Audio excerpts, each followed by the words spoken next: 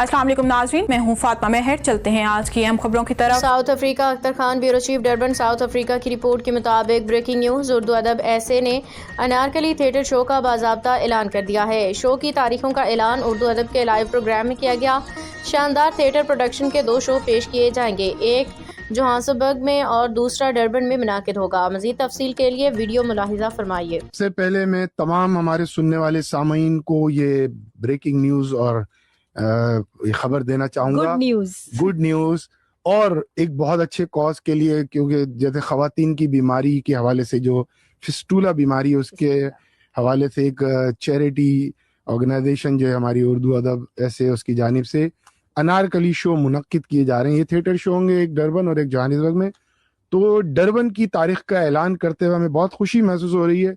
27 मार्च 2026 जुमा की रात बरोज जुमा शाम को ये थिएटर प्रोग्राम डरबन में मुनक्किद होगा और दूसरा जो है वो जोहानिसबर्ग में होगा। उसकी तारीख भी जो है वो 29 मार्च 2026 बरोज इतवार, ये जोहानिसबर्ग में हमारा जो है वो दूसरा प्रोग्राम होगा। इसके लिए तमाम जो लोग हैं उनसे अपील है, ख़ास तौर पे बहुत दरख्वास्त है कि इस नोबल कॉज के लिए जो है इसको समझें। इसके लिए हमारी थीम क्या है, हम चाहते क्या हैं और इस प्रोग्राम और थिएटर को करने का मकसद क्या है, उसके लिए हम चाहेंगे, तकलीफ देंगे डॉक्टर शेरशाह सैयद साहब को कि वो थोड़ा सा हमें आगाह करें इस बारे में। फ्लोर आपके हवाले।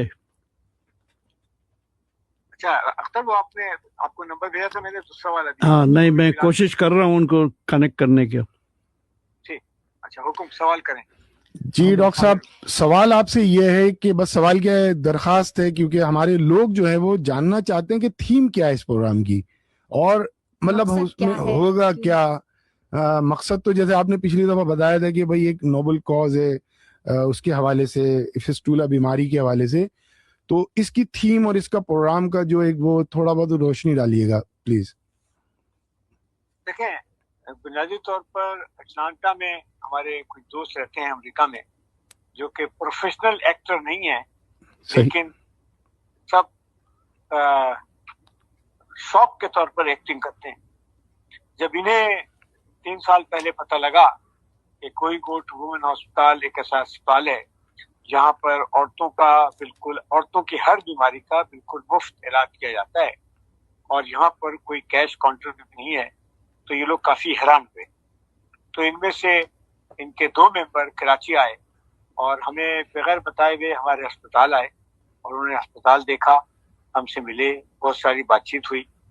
तो उन्होंने कहा कि ऐसा अस्पताल ना हमने देखा है और ना हमने सुना है, और जिस तरह के जो गरीब मरीज यहाँ पर रहते हैं, आते हैं, उनको देखकर हम सख्त हैरान हुए हैं और हम ये समझते हैं कि हमें उनकी हर सूरत में मदद करनी चाहिए।